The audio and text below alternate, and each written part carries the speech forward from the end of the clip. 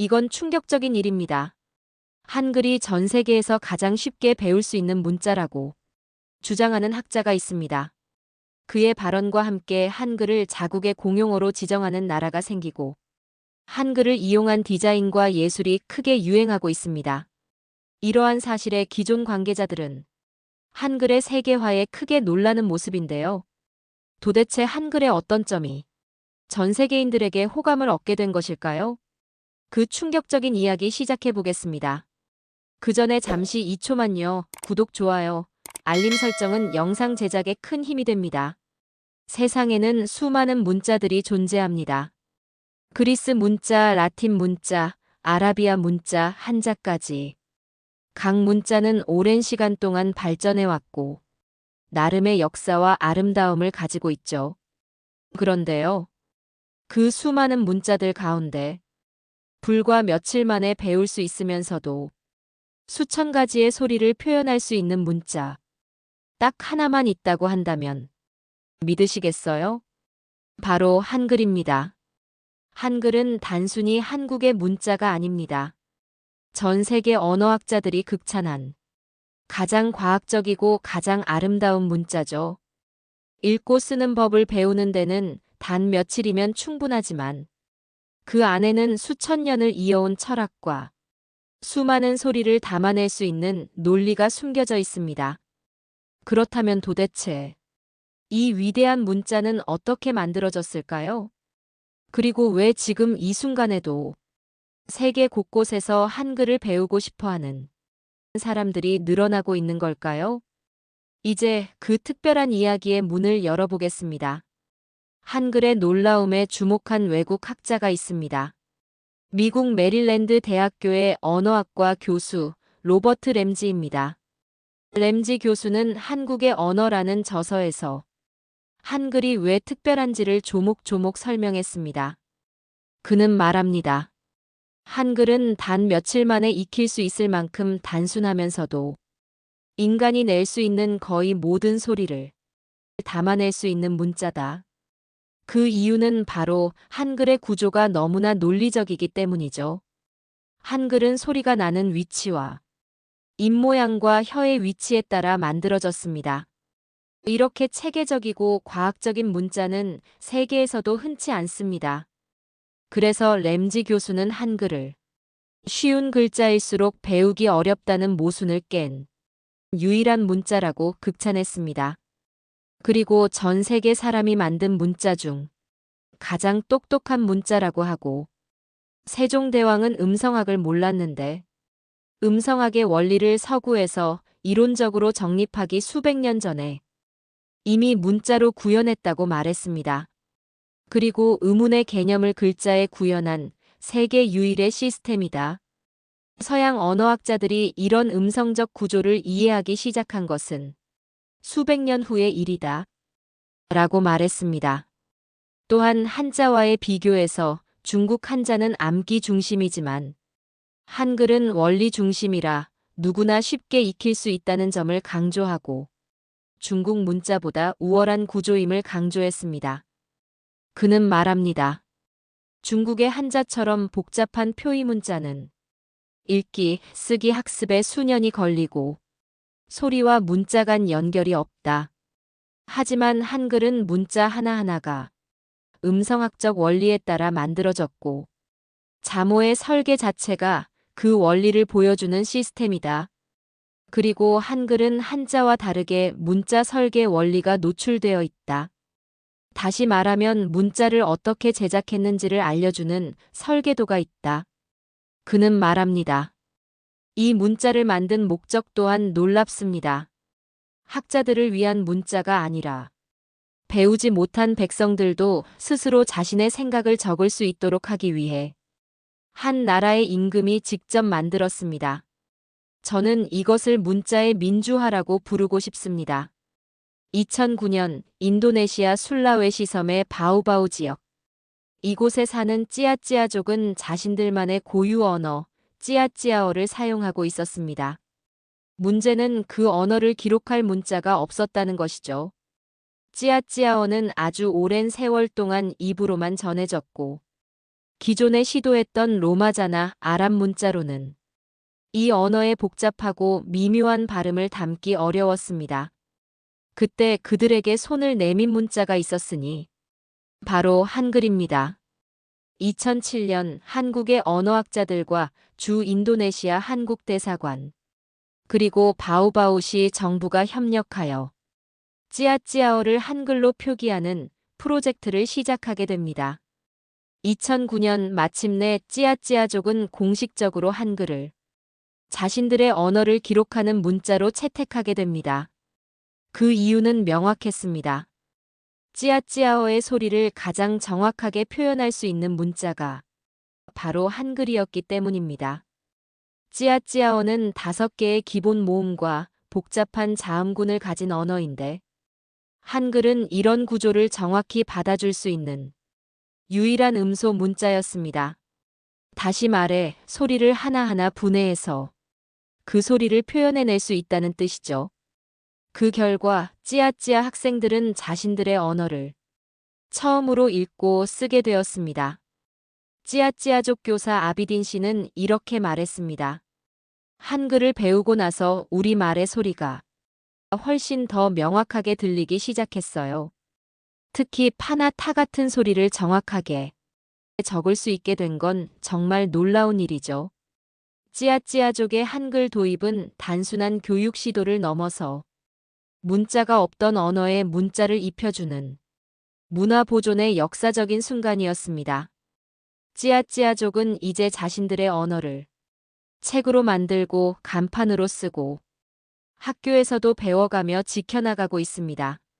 한글, 그 위대한 문자는 이 작은 섬마을의 언어를 지켜주는 구원의 도구가 되어 주었습니다. 그리고 그 이야기 자체가 한글이 단지 한국을 넘어서 전 세계 언어의 친구가 될 수 있다는 가능성을 보여줍니다. 여러분, 한글이 단지 우리가 쓰는 문자라고만 생각하셨다면 놀라실 수도 있습니다. 지금 이 순간 전 세계의 수많은 대학 강의실에서 한글이 하나의 과학적 사례로 그리고 디자인의 영감으로 소개되고 있기 때문입니다. 외국 교과서에 한글이 등장합니다. 미국 하버드 대학교, 프랑스 파리 대학, 독일 하이델베르크 대학교. 이름만 들어도 쟁쟁한 세계 유수 대학의 언어학 교재에는 한글이 꼭 등장합니다. 어떤 맥락에서일까요? 바로 가장 과학적인 문자 구조를 설명할 때입니다. 미국의 유명 언어학 교재 현대 언어학에는 이렇게 쓰여 있습니다.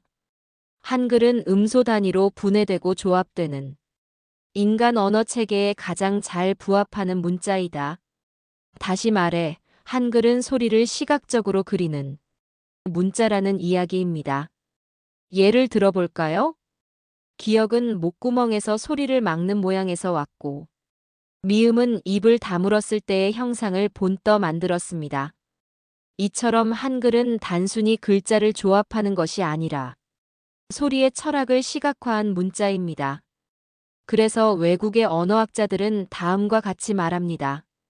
이 문자는 문자의 개념을 뛰어넘는다. 이건 단지 글자가 아니다.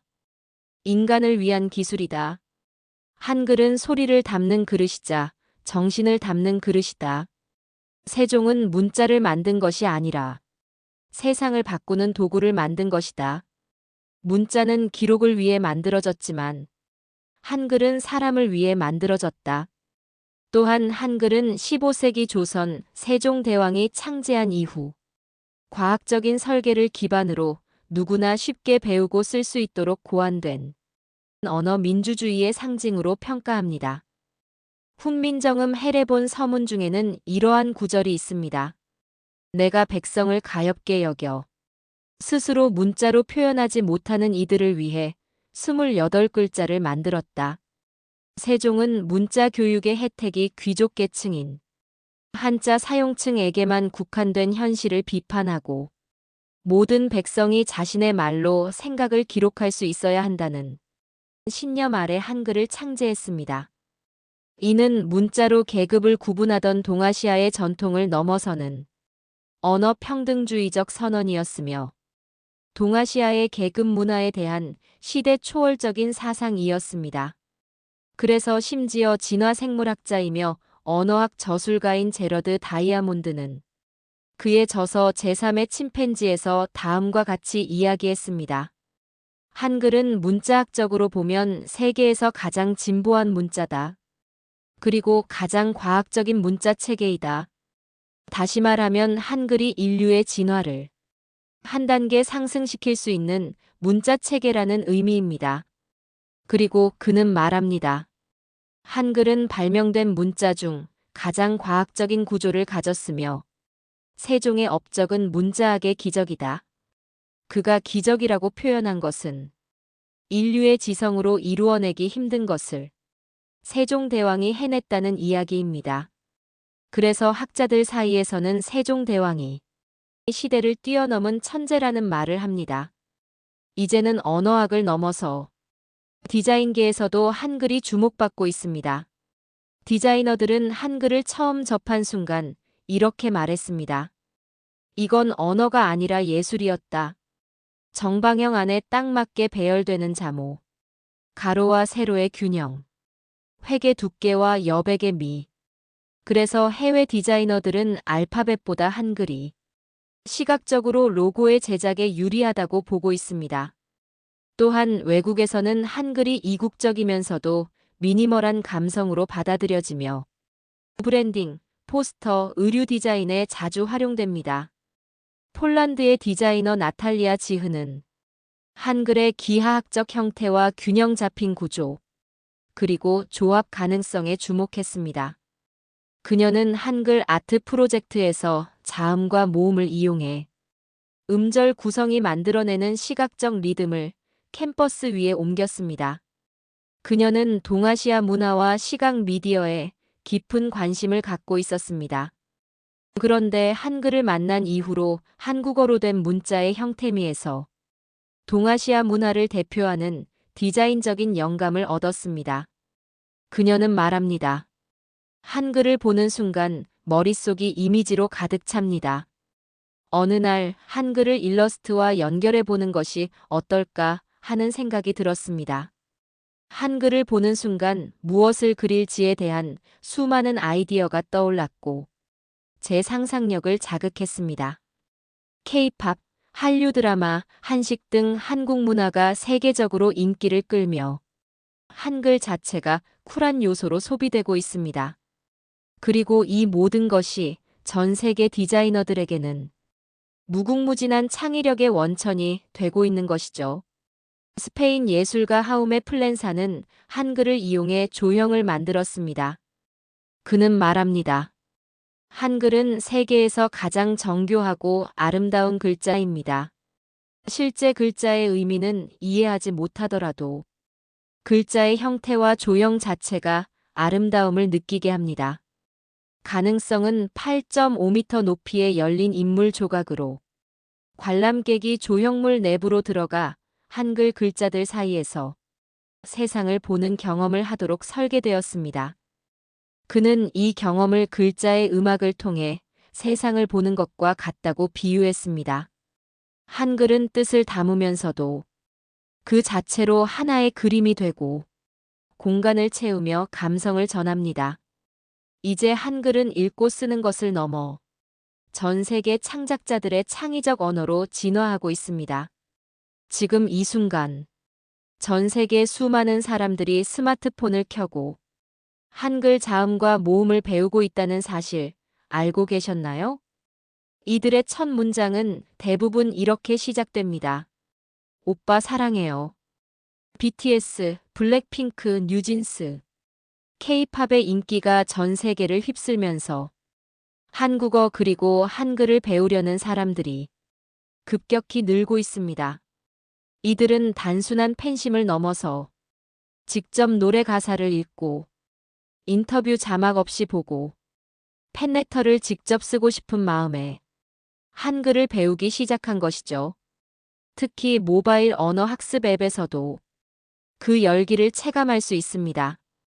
듀오링고에 따르면 2024년 기준 전 세계에서 가장 인기 있는 외국어 5위가 바로 한국어입니다.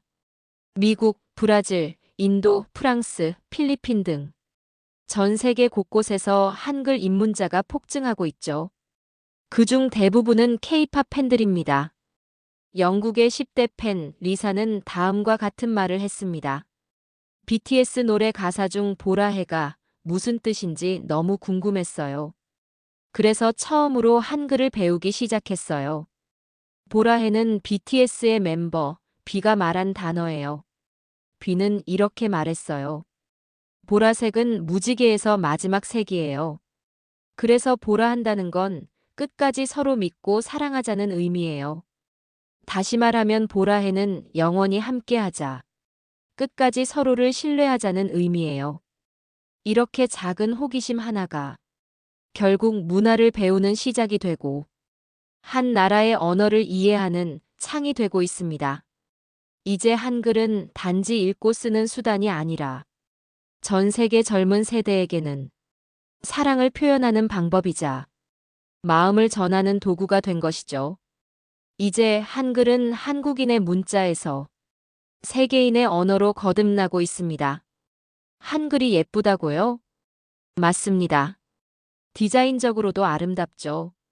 하지만 외국 학자들이 한글에 감탄하는 진짜 이유.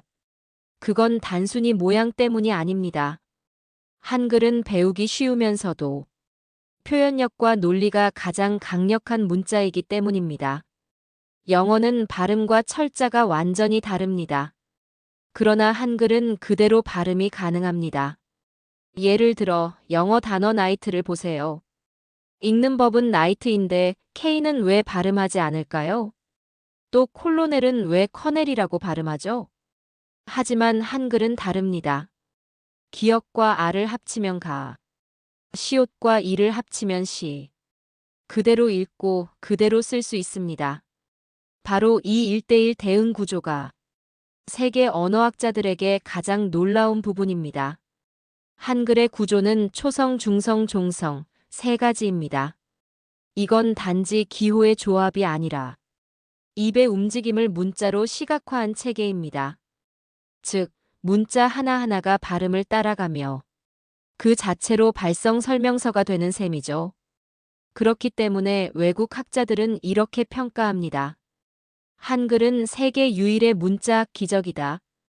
언어는 효율적일수록 배우기 어렵다는 고정관념을 깼다. 보통 언어는 표현력이 높을수록 배우기 어렵고 배우기 쉬울수록 표현력이 단순하다. 하지만 한글은 단지 24자만으로 수천 개의 음절을 만들어낼 수 있다. 단순한 자모 조합만으로 한국어의 복잡한 의미와 억양, 어미 변형까지 모두 표현이 가능한 문자. 이게 바로 한글입니다. 결국 한글은 소리를 문자로 번역하는 완벽한 도구이며 문자 구조의 철학이 깃든 유일한 문자로 평가받고 있습니다. 단순히 예쁘고 귀엽기만 한 게 아닙니다. 한글은 논리적이고 과학적이고 무엇보다 인간 중심으로 설계된 완벽에 가까운 문자입니다. 그래서 세계 언어학자들은 말합니다. 이건 문자라기보다 발명의 예술이다. 세종대왕은 단지 문자를 만든 것이 아니다. 누구나 지식을 가질 수 있는 권리를 문자로 구현한 것이다. 1443년 겨울, 세종대왕은 밤마다 촛불을 밝히며 백성들을 걱정했습니다. 나는 오래도록 고민하였다. 우리 백성들 참으로 어질고 지혜롭다. 허나 한문은 백성의 말과 너무나 다르다. 내가 사랑하는 백성들이 자신들의 뜻을 글로 옮기지 못하고 억울함도 기쁨도 기록하지 못한 채 살아가는 것을 보면 내 마음이 참으로 아팠다. 어찌하면 백성도 글을 읽고 쓰게 할 수 있을까? 밤을 새우며 스스로에게 물었다. 어찌 보면 이 나란 말이 중국과 달라. 문자와 서로 맞지 않으니라. 누가 나를 말릴지라도 내가 직접 글자를 만들어야겠다. 백성들이 제 말을 제 손으로 적게 해주리라. 그래야 고을의 억울한 사연도 집안의 기쁜 소식도 장터의 노래도 다 기록되어 후세에 남게 될 것이 아닌가. 그리하여 28자를 지었다. 소리나는 이치에 따라 자음을 만들고 하늘, 땅, 사람의 이치를 따라 모음을 세웠다. 백성 누구라도 며칠만 익히면 글을 읽고 쓸 수 있도록 만들었다. 하지만 나는 글자를 만들면서도 두려웠다. 혹여 잘못된 글자를 만들어 백성의 삶을 그르칠까 하여 수십 번을 고치고 다듬었다. 이것이 백성을 위한 일이 아니라면 내가 감히 이 일을 어찌 시작하였겠는가. 이제는 바란다. 부디 이 글자가 백성의 목소리를 담는 그릇이 되기를, 그들의 삶과 꿈을 지켜주는 힘이 되기를. 세종대왕의 고민 끝에 탄생한 것이 바로 훈민정음, 즉 오늘날의 한글입니다. 세종은 신하들의 거센 반대를 무릅쓰고 단 28자의 문자를 완성했습니다. 그의 의도는 단 하나였습니다. 백성이 쉽게 익혀서 말하고 싶은 것을 쓰게 하라. 그로부터 600년이 흐른 오늘, 그 문자는 인도네시아의 소수민족을 위한 첫 번째 공식 문자가 되었고 수많은 외국 디자이너의 예술 작품이 되었으며 K-팝 팬들의 입에서 태어나 지구 반대편까지 울려 퍼지고 있습니다. 한글은 지금 한류와 함께 세계를 여행하고 있습니다. 누군가는 사랑을 고백하기 위해, 누군가는 자기 문화를 지키기 위해, 그리고 누군가는 새로운 지식을 배우기 위해 한글을 만납니다. 한글은 세계에서 가장 배우기 쉬우면서도 가장 위대한 문자입니다. 단지 글자가 아니라 세상을 향해 열린 문입니다. 이야기는 여기까지입니다.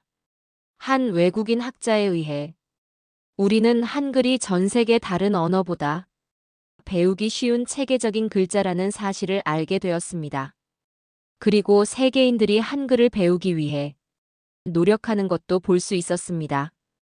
그러나 쉽게 배울 수 있게 된 배경에는 백성들이 자유롭게 쓸 수 있는 문자를 만들려고 하는 세종대왕님의 노력이 있었다는 것을 우리는 잊지 말아야 할 것 같습니다.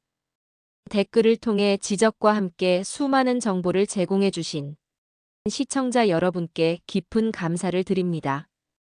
감사합니다.